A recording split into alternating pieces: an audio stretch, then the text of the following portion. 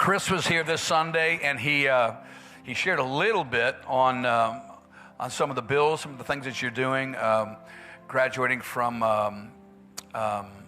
law school,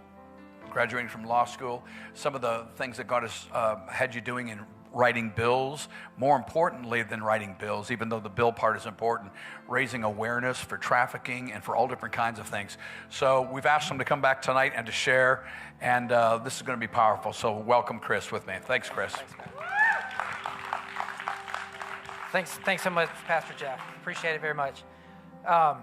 Just as a way of introduction, if Jesus Christ walked in here right now, I'd just get on my knees and say, I'd bow to him and then say, okay, what's your marching orders? And we are part of a kingdom, but we also have a government, and we do have President Donald Trump in office. And I absolutely love President Trump. And if we have Republican Christian types in office, what it does, when the atheists are in charge, basically it tends to lead to a moral superiority complex that can naturally lead to the social marginalization and even violent oppression of Christians. And so this is why this election is so powerful and important. And I always say, when I get confronted with my people that oppose Donald Trump and the fact that I'm a Christian, I support him, they always say, you know, what's my feeling on that? My feeling is if God can save a sinner like me, then clearly he can save Donald Trump. He might be able to save Kanye West even as well. So, but anyway, just by way of introduction, I'm a missionary. That's what I am. And I'm here to present a mission trip, if you will, a kind of a call to action. I've written bills for the state of Tennessee. I've got 5 right now. I've written them for all 50 states, in fact. One bill is called the Human Trafficking Child Exploitation Prevention Act. Will substantially crush the demand of human trafficking and do more to protect children than any other measure since the inception of the internet. I have another bill called the Stop Social Media Censorship Act. In this state, Representative Griffey is the prime sponsor of this bill. It's a bill that will, I would submit, it's the best solution to the problem of social media censorship online. I have a bill called the Stop Guilt by Accusation Act that deals with regulating the fake news media in some ways, getting them to have more truth in reporting. I have a bill called the Establishment Act, which will overrule Obergefell. It will lead to all of the pro-LGBTQ policies being enjoined from being created and enforced. And it kind of paves the way to help reverse Roe versus Wade in some sense. I have another bill called the Life Appropriation Act that deals with does the Constitution of the United States permit the state to appropriate public funds to convenience abortion providers like Planned Parenthood? And that's another kind of, passing that will lead to getting all other states out of the abortion funding business and get the federal government to stop doing that as well. And so I'm here to present a call to action. There's a sign-up sheet that's going to be passed around. If you want to put your email and your name and which state you're from, I will send you an email that's got copy of the bills, the language for all 5 bills, as well as these videos that explain the bills. And basically, the main call to action is first to kind of get educated about what the bills are. So there's videos that explain them. They're about 3 to 5 minutes long. Then there's the language for the bills. And so after you kind of get familiar with it, really the call to action, it would be the laborers are few. I've got the ideas, but I don't have the pressure on the members of the state house that they need. And so if we could have emails sent to the members just basically saying who you are and you would like this bill to become the law in your state, it would go a long way. The best thing that could happen, and this is really fun, would be if you guys would print copies of the bills off and go to the state house with the bills in hand, go find members of the GOP, and basically just hand them to them physically. You know, if you can find them personally, it's better. But if you can't find them, you just go to their staff. You know, you put your number on there and you just say, "I want this bill to become law in our state." And really, the language is we need to find a sponsor in the House and the Senate, one person to introduce the bill, and then if we do get it introduced, then it will go to a committee hearing. And it would be great if we have it introduced, if you could go to the committee hearing. Even if you just would testify for 30 seconds and just say who you are and you want this bill to become law, it can go a really long way. And if we want to pass it out of the committee, it's got to pass out of either the House or Senate, go to the other side. It's got to pass out of the committee there, pass out of the chamber there, then go to the governor's desk. So this is what we're lacking, is we're lacking pressure. I had a hearing last week in Utah before the Judiciary Committee on the Stop Social Media Censorship Act. And I testified, and then I got done, and then 3 tech lobbyists came up behind me and testified against the bill. This is a bill that would be used to stop social media websites from censoring Christian conservatives, effectively, is what it does. And I got done, and so it was me on our side and then 3 against, and I just kept thinking, what if I had 10 members of a church there just to be there to say, I want this bill to become law? It goes a long way. And so, to be fair, if people show up to the State House and they're empty-handed and they just go to complain about something, I mean, representatives and senators will listen to that individual that does that. But if you show up with the bills written in hand, now you're talking. And the fact that we've got, maybe one of the bills, I've had 33 states move on. I've had another bill that 20 states have moved on. But what we don't have is the members know about the bills. They're familiar with them. They like them. They just don't have enough people telling them they want it to become law on our side. And it really needs to be the local church that does this. The mobilized local church is the hope of the world. And so God can work through that movement. We also need people praying, because without prayer, we'd be dead as well in the water, because it's all about ultimately pointing back to the greater truth of Jesus Christ. And so let me quickly just give you some background about me, just to tell you about how the bills kind of came about. So I went to Vanderbilt undergrad, Vanderbilt Law School, was a Judge Advocate General, United States military, deployed to Operation Iraqi Freedom, and I had an incident where I could have died in Mosul, Iraq. And it was in that moment that I just decided I really want to be a Christian missionary, because heaven and hell are real. And I just want to while there's breath in my body, I just want to do what I can to play my part to advance the kingdom. And I also realized that being in Iraq, we fight with this weapon, and that's important. But what we need is the Bible. That's the real weapon, because it's a battle over the heart. It's spiritual warfare. People have bought into a bad ideology. And so a lot of what we're doing with the mission trip here is to stop the government from promoting moral relativism, which is a religion as well. So anyway, what happened was I almost was killed, and so I just heard God saying, "You're going to come and work for me." I just kind of heard that, and when God speaks to you in that still small voice, I had this impression where He was saying, I want you to go on 5 overseas mission trips, and I'm going to give you a special mission. So I did. I went on 5 just generic overseas mission trips, and really, really good. And God was moving heaven and earth, and I learned a lot. And then after that experience, I had the opportunity to join up with Special Forces and FBI to do extractions and human trafficking. So I joined those groups and was doing the training. I was so excited. I was thinking maybe this is the special mission. And in doing the training, I realized we needed somebody to go sue the tech companies, because the way they sell these products is they're loaded with internet pornography, which destroys marriages. It's hurting the church. It's hurting all of society. It's basically cultivated a public health crisis. And there's prostitution hubs, which are really, sex trafficking and prostitution has gone from the street corner to the smartphone. And so the groups creating the platform for this are the tech companies. The people engaging in the prostitution and human trafficking are taking advantage of the platform that they created. So they're kind of the head of the snake. They're the superseding cause. And so it's basically thinking we need to find someone who would be dumb enough to sue the tech companies. And so, then this is when Isaiah kicks in, right? And you're like, send me, Lord, right? So I was like, God kind of told me, He's like, your life is over. You die to find your life. You die to live. So I said, okay, I'm going to do it. And whenever you really go on mission in a major way to push back the kingdom of darkness, all hell is going to break loose in your life. That's kind of the way it works. It's when you open that door. And so I always say, if I'm not being persecuted, I'm not doing something right.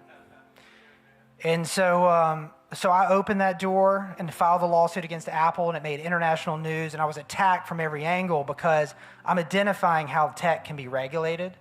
And, you know, the devil has certain strongholds it doesn't want to let go of. And so it was in litigation, you know, it made international news and it's ridiculed all over, but it provoked British Prime Minister Cameron to bring about part of the policy change I was pushing for it to come about in the UK. So while I'm pushing in my own way, God's doing his thing, you know. He just needs us to show up and move, and he can work through that movement, showing up. And so in litigating against Apple, they made the argument that I sued them for products liability. I sued them for products liability mainly, false advertisement, things of this nature. And basically their defense was the reason why they don't sell their products in a safer, more friendly manner as they market their products to be is because none of the other tech companies do either. And so I sued the rest of them. Google, Verizon, Samsung, Apple, Dell, HP, for racketeering and obscenity and sex trafficking, basically. And so through the litigation, I could kind of sense the judges telling me, judges will speak to lawyers in a way where they don't say it, but they are saying it, kind of speaking kind of code back and forth. And the message they were telling me was, this is great, but you should take this to the legislative branch to have the legislative branch regulate. And because the judicial branch is supposed to be the weakest branch of government, but what the courts allowed me to do was litigate the issue, vet the law, and figure out what the law should be, and figure out how to write it. So I went to the state legislature. I went to Alabama, had a friend down there as a state rep, and said, you know, presented the idea, and he said, this is great, go write the bill, and I'll run it. So I'm like, okay, so I'm like looking up how to write legislation 101. And so I write the bill for Alabama, and then I take it back to him, and he goes, this is great, but, you know, what's Georgia doing on this? I'm like, well, I don't have it. So are you telling me I need to write the bill for Georgia? So I write the bill for Georgia, and I go take it to Georgia representatives, and they go, this is great, but what's Tennessee doing? So I'm like, okay, I get it. I have to write the bill for all 50 states. And while that's happening, I see the gay marriage law litigation taking place coming through the courts. And I can see it steamrolling. I see the law, like the judges, like bending rules and twisting rules and engaging in all kinds of misdirection and shams and twisting things to bring about an agenda. So then I'm thinking, we need someone to really radically show up and derail that. Who can we find that would be dumb enough to do that? You know, God send me. And a lot of times when you get involved with a mission, like I don't know how it's going to go. I just move. I just show up. And then, you know, Romans 8:28 is real. That all things will work together for those who love the Lord, who are called according to his purpose. It's a real thing, and I know he's got me. And when you go on mission and you're attacked, and I'm attacked a lot. I mean, you name it, it's come against me. I mean, from media smears to, I mean, so many state agencies have targeted me and tried to go after me. And I mean, if the devil can get me, he's going to get me, so to speak. And I mean, he works through people that don't even really realize how they're being used. But what I do when I'm in that and I'm getting attacked, you stay focused and you don't look to the right or left, and you just keep pushing through, and you'll be able to push through. And so in litigating against to stop the LGBTQ agenda from coming about, I was involved in 17 federal lawsuits involved with that. I wrote another bill out of that. And then in writing a bill out of that, I realized, oh, wow, this is the answer that comes with, in terms of how to get the government out of the abortion funding business. So I wrote a bill on that. And then I'm doing that. I'm like, well, this is also how we can reverse Roe versus Wade. So it's through the litigation that I'm writing the bills. I mean, what I see a lot of people do is they just get in a room and they come up with a special idea and they just introduce it and hope it works, not realizing that the Supreme Court of the United States has weighed in on these issues, and they've twisted things so where, you know, Christian conservatives might introduce something, but it's going to run afoul of some controlling Supreme Court precedent or jurisprudence or stare decisis, and the guys at the State House can't even track any of that stuff.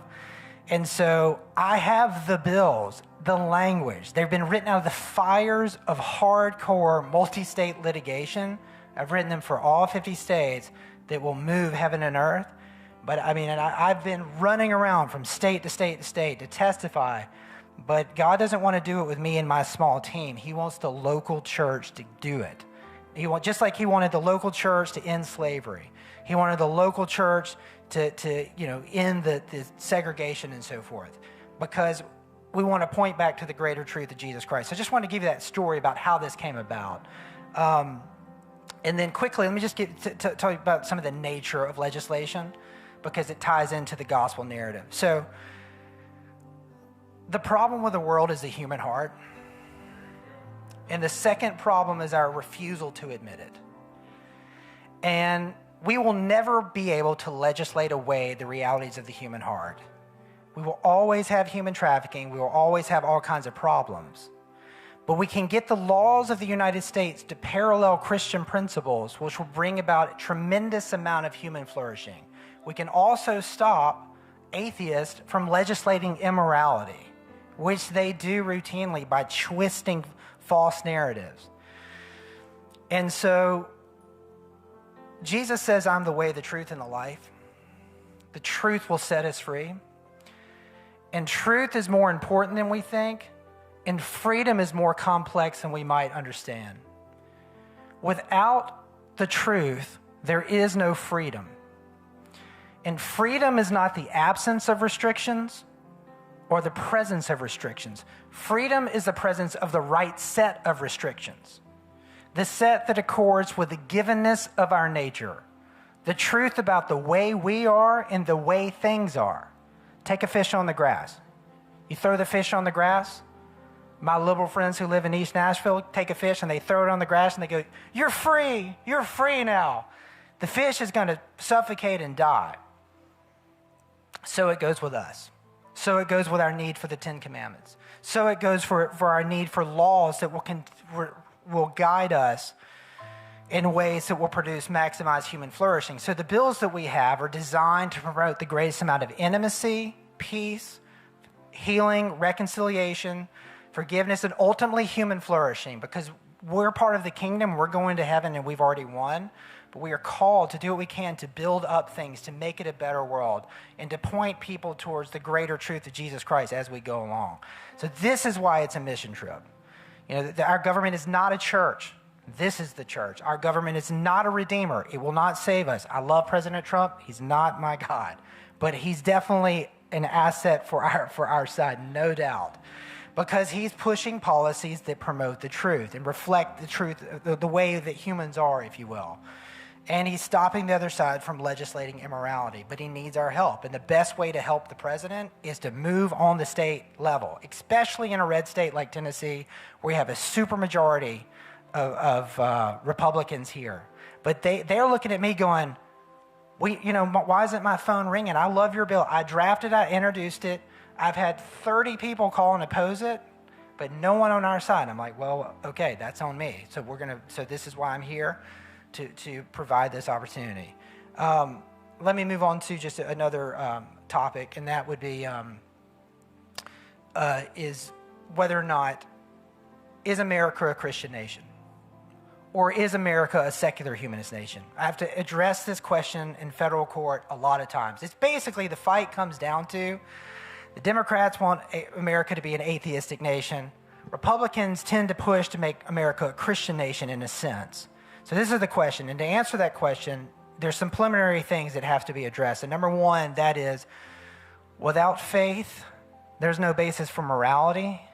And without morality, there's no basis for law. And there's no way to get around that. And when the Christians like us, we show up to the public square, we're bringing our Christian values. But the other side is bringing, the atheists that show up, they're bringing a set of religious values as well. They just won't admit it. So when they're going, no one doctrine should be used, it's the superior basis for law, that itself is a moral doctrine that they're asserting should be the superior basis for law. So it's basically what I call a jaded imperialistic power play. It's a way of trying to come out on top. They call us kooky religion, where they have, philosophy and politics and medical science. No, their worldview is a religion. A lot of the bills that we have are calling that out.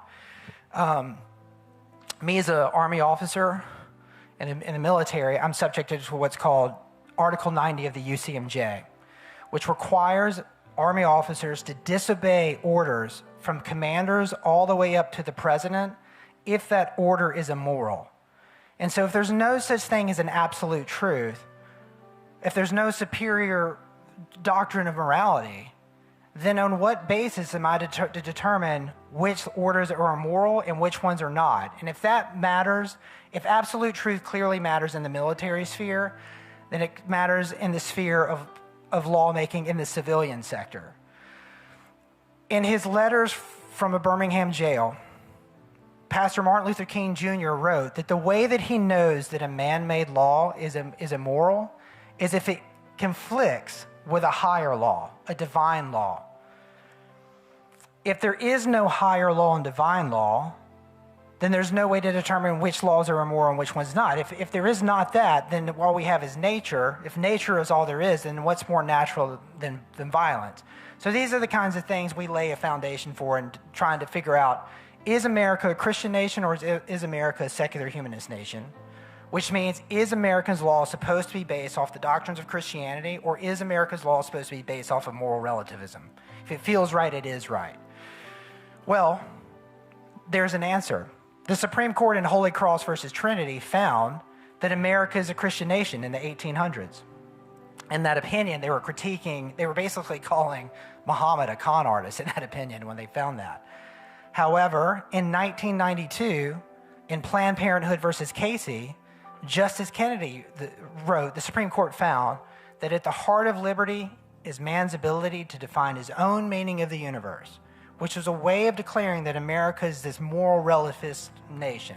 In court, I call it postmodern, Western, individualistic moral relativism. But Justice Kennedy's proverb, the Supreme Court's proverb in Planned Parenthood versus Casey, which was the follow-up to Roe versus Wade, which kind of strengthened Roe versus Wade, if you will, that proverb can be reduced to each his own, which is exactly what the sign over Buchenwald concentration camp read. So clearly, America is not a secular humanist nation where we have policies and a belief system that could lead to things like the Holocaust. But America is not necessarily a Christian nation either. And so far, we don't want to have laws that mandate Christianity, but Christianity is an open, free gift that's radically transformative. But America is unofficially a Christian nation, insofar as our laws should be based on self-evident morality, which, by the way, just so happens to parallel the precepts of the Bible. So you take something like the idea of the Declarations of Independence, that all men are created equal with certain inalienable rights.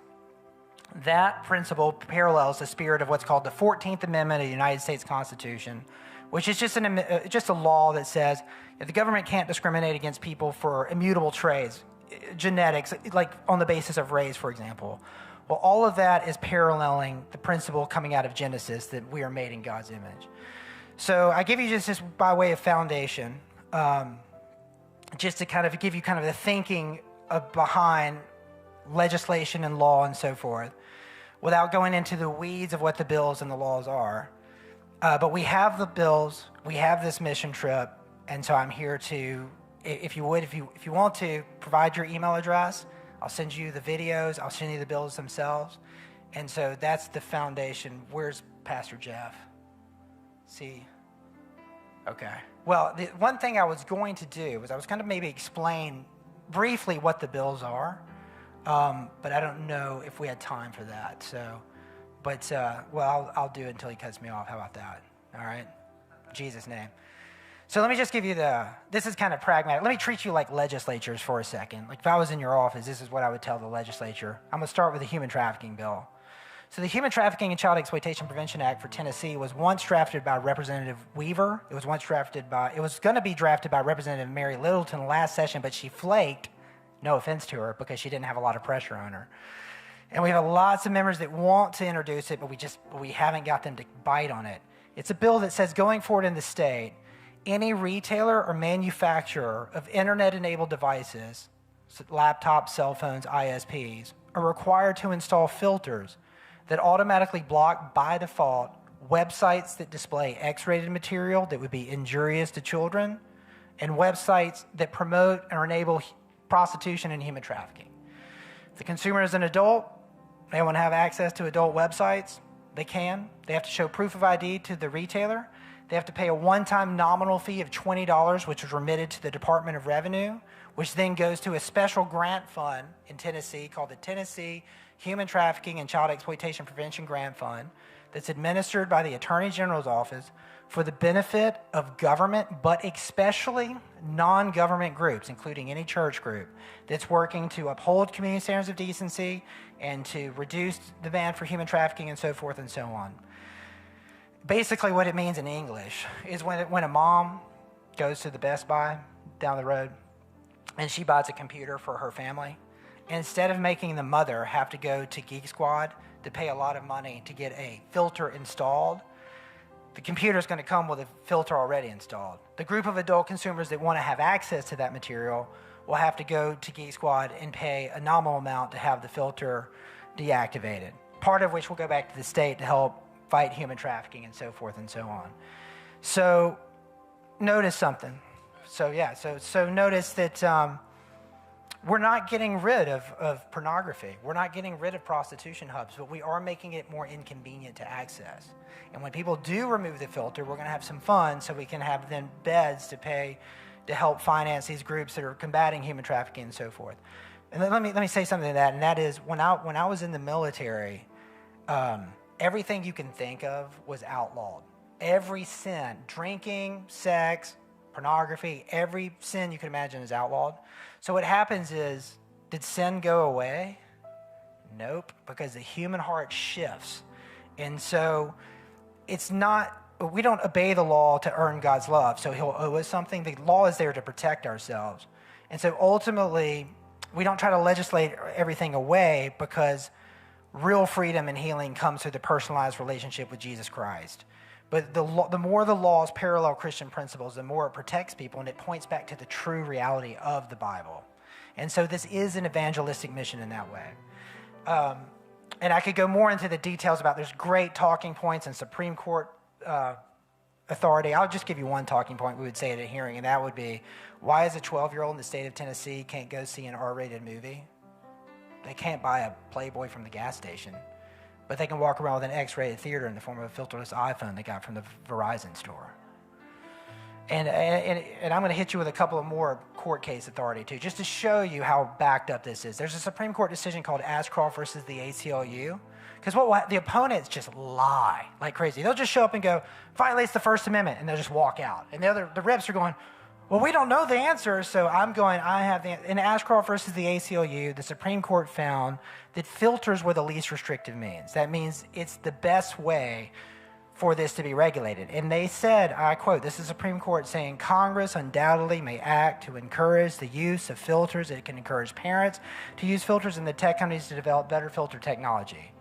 So the bills are backed by things like that. So if you show up at the State House, you're not just going to go, I want you to do something about pornography because I have a problem with that. You'll be showing up with Supreme Court authority, bills written, ready to go. One more talking point for fun on this. There's a statute that's been passed. It's called the Display Statute. It's been around for a long time. 48 states have enacted this statute. It's a statute that says if you have a gas station or a newsstand, you can sell Playboys and Hustlers, but you're required to put that content behind a blinder rack. They can only be removed if the consumer is an adult, they show proof of ID, they pay for it. That statute was challenged and it went to the Supreme Court in a case called Ginsburg versus New York. The Supreme Court in that case found that statute was constitutional because pornography is not going to be blocked forever. It's just more inconvenient to access. So I'm there going, if it's constitutional, the Supreme Court's already found that it's constitutional for a physical display statute to be up that would block a blinder rack that would require that material to be put behind the blinder rack by default, then it's constitutional to force the tech companies to block this stuff by default as well. And I can keep going deeper and deeper into the weeds, but the point I'm just trying to hit some highlights of, we have this, is very well thought out, and it will help get these results. It will help, because sex is good, God made sex, but sex is all about context, and the best context is a man and woman in the confines of a committed relationship, not hiring prostitutes, not looking at pornography. And the same thing when we're fighting on the LGBTQ front. I'm in court going, look, under the pursuit of the Free Exercise Clause, people can choose that lifestyle if they want to, but the government certainly cannot be promoting it and requiring all of us to kneel down and condone it. We're not going to do it. And so a bill I have, it's called the Establishment Act, basically says that pursuant to the First Amendment Establishment Clause of the United States Constitution, the state of Tennessee will no longer create or enforce any policy that promotes LGBTQ ideology. I mean, no more drag queen story time at the public library. No more gay marriage policies.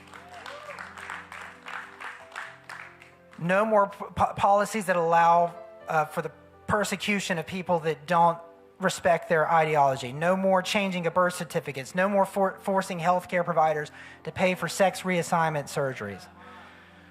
No more boys participating in girls' sports, because all of those policies amount to a non-secular sham. They put religion of secular humanism, or religion of moral relativism, over non-religion. They constitute indefensible legal weapons against non-observers of the religion of secular humanism as advocated by the LGBTQ church. And they serve to excessively entangle the government with the religion of secular humanism. So they fail this thing called the Lemon Test, which has 3 prongs. I just named all 3 prongs. And if government action fails one prong, it's unconstitutional. So we're codifying this way based on the correct controlling Supreme Court narrative in order to scale back this evil.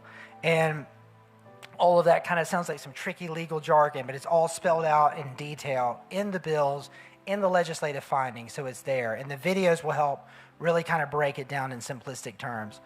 The bill would say that we're also going to continue to have man-woman marriage policies, because man-woman marriage and man-woman marriage policies are natural, neutral, non-controversial. They don't put religion over non-religion. You don't have to get married in Jesus' name. But they are not, they're just secular. They're based off of self-evident morality, which, by the way, happens to parallel Christianity. And then to back that bill up, we have testimonials from thousands of ex-gays, from licensed ministers, from persecuted Christians, and from medical experts, all of whom testify under oath that there is no proof of a gay gene, that the idea that sexual orientation is predicated on immutability is not proven, but that sexual orientation, gender ideology, homosexuality, transgenderism, they're a dogma, they're an ideology, they're a doctrine, they're a worldview that's inseparably linked to the religion of secular humanism. And this is what the left has been doing. They have a religion, but they pretend like theirs is not a religion, theirs is a medical science. And I'm like, the Supreme Court of the United States in Torcaso versus Watkins already found that secular humanism is a religion. But I'm down there with the State House members, and they don't have anyone bringing any of this stuff to them. And so we have it all there. And I mean, I've got lots of litigation. I have multiple cases right now. And it's the same tactic that they keep doing. They keep saying, I'm in court saying, listen, Judge, the Establishment Clause of the First Amendment was never designed just to prohibit the government from respecting the edicts and doctrines of Christianity. The Establishment Clause was designed, if not more so, to prohibit the government from respecting and promoting the edicts of non-institutionalized religion, like secular humanism or moral relativism, which has multiple denominational sects like Black Lives Matter, the LGBTQ community, Planned Parenthood Federation. So we're just getting this stuff to be framed in a way that accords with actual reality. The left has hijacked part of the Constitution and manipulated and misused it. And now that we have this new makeup of the Supreme Court, now is the time to strike. Because the bills that we have are designed to get around bad precedent, stare decisis. The courts, this is what I hate about lawyers, is they use terms to twist things that are really, they make things complicated when they're really not, so that people like us can't do anything. But then you have Christian lawyers like me. And so, you know, I'm in the fight, and I'm doing my part, but it's got to be the body that does it. Because ultimately, we want to prevail and have point back to the greater truth of Christianity. And I could keep going through the other bills of why they work and different talking points, but I just want to give you a taste of this is very thought out, these things will work, but I'm calling you to action. So some questions?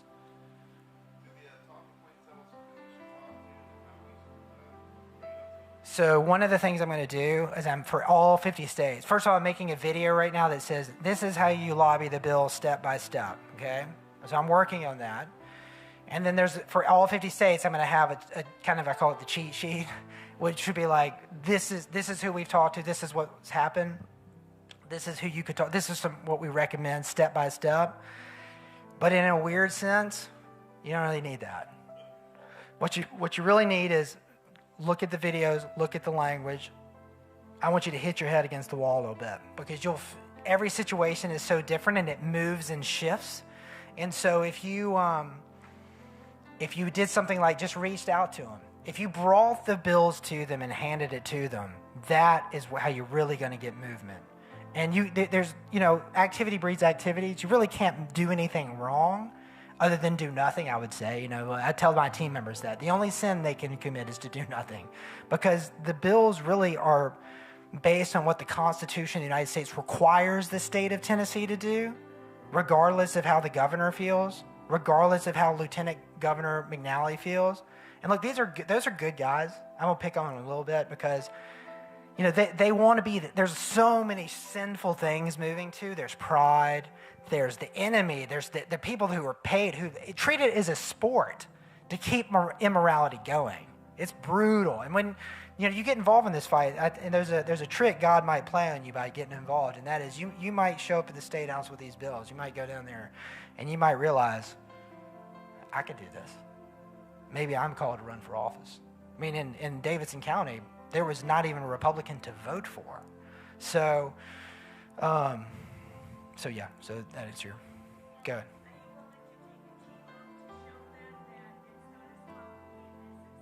Absolutely. I'm willing to, if you give me your email, cell phone, I call him Pastor Terry. He's been on mission with me before. In 1 week, me and Pastor Terry, we did 2 days in Virginia. The next night, we drove overnight to Rhode Island. I testified on Wednesday. Then we drove overnight to Virginia. And then we got called from Senator Jackson in Tennessee saying, we better come back for a hearing. So we overnight in Tennessee. That was 5 days. And see, I'm willing to do that, but I can't do all. They need to feel the pressure from the local pressure.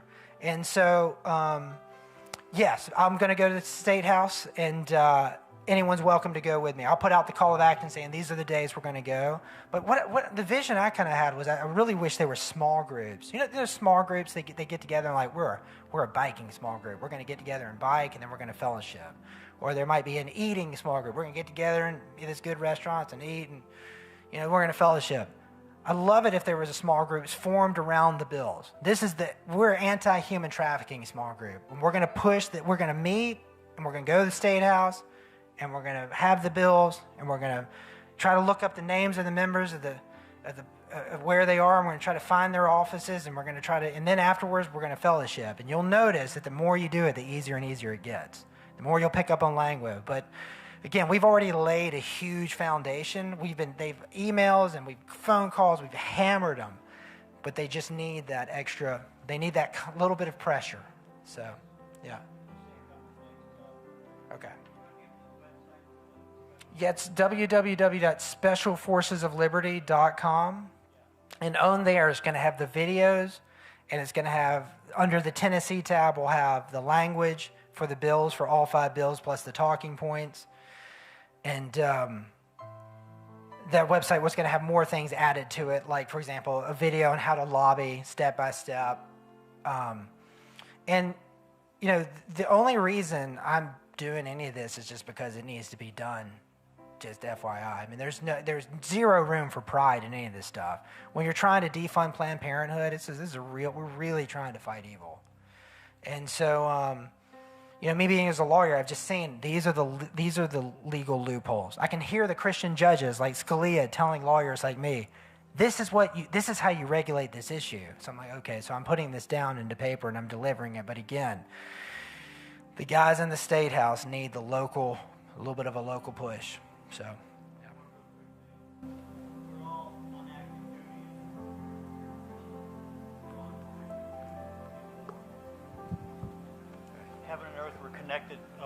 Heaven and earth were connected by Jesus when he came and died and resurrected. But he's still connecting heaven and earth. This is one practical way that it's happening. Because we're fighting the unseen enemy, but we do it in a practical way. So I just want to underline that. And as most of you probably know, the Holy Spirit is sweeping the nations right now.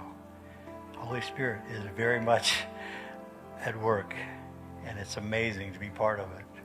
And so the other thing that's happening is the Lord is transferring some of our energy and passion and things, in our faith basis of the kingdom of God, the good things, the good values, into practical action. When I was at the State House downtown Nashville with Chris 2 years ago, Planned Parenthood has tables and literature and volunteers and matching pink T-shirts, and they're all lined up in the cafeteria when the legislators and the representatives take a break, and all the people are down there doing all they're trying to get their thing done, and all the lobbyists who are paid, those guys are paid.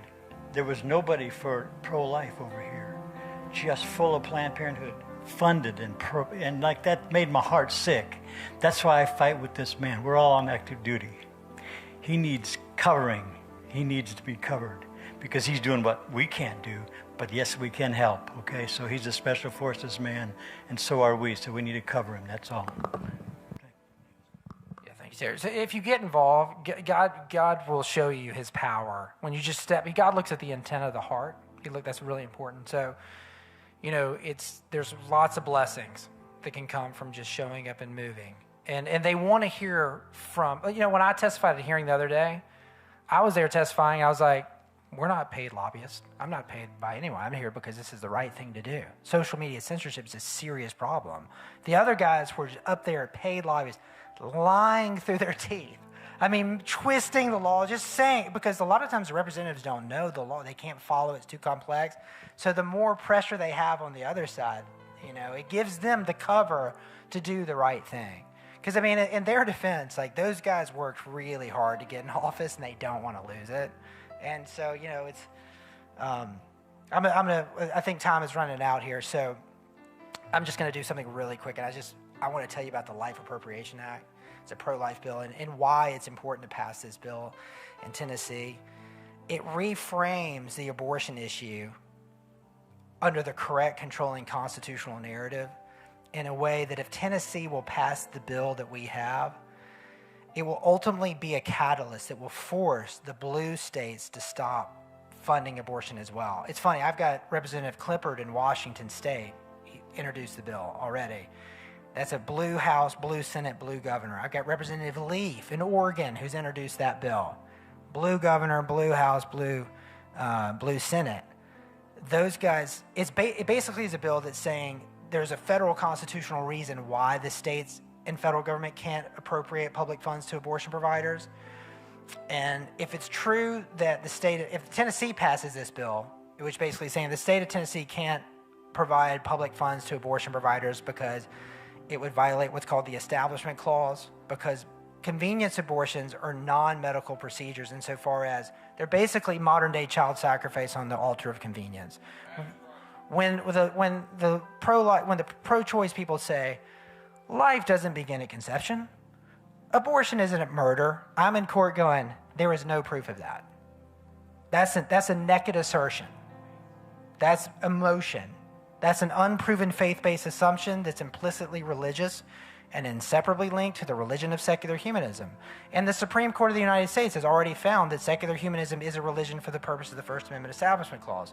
So the Life Appropriation Act says, pursuant to the First Amendment Establishment Clause of the United States Constitution, the state of Tennessee is prohibited from appropriating public funds, state and federal, to convenience abortion providers, and that means non-therapeutic, elective abortion providers. It means Planned Parenthood. Because those abortions amount to modern-day child sacrifice on the altar of convenience. And that kind of state policy would fail what's called prongs 1 and 3 of the Lemon Test. And that's the test the Supreme Court used to determine whether or not government action fails, it violates the Establishment Clause. It's a test that they selectively use on Christianity, but not on moral relativism. So we're going to codify that test to say, no, you have to use it on them as well. It's going to cut both ways. And basically, let's just give you the legal thinking, because this all comes from Christian reasoning. It really comes from Pastor Dietrich Bonhoeffer. And the legal reasoning that I would say at a hearing would be that there are hundreds of thousands of taxpayers in the state of Tennessee that believe that abortion is immoral, including folks in this room. And they also believe that to enable acts of immorality is itself an act of immorality. Therefore, the state of Tennessee must never appropriate a penny of public, federal, or state taxpayer dollars to convenience abortion providers, because it coercively causes taxpayers in this state to violate their own conscience by the simple act of paying taxes. It's an evil that the Establishment Clause of the First Amendment was designed to prohibit. We don't want blood on our hands. So Tennessee right now has this. This is a perfect example. I love those Tennessee guys down there, but they're country, all right? And they sometimes don't get into the weeds of things like controlling Supreme Court precedent.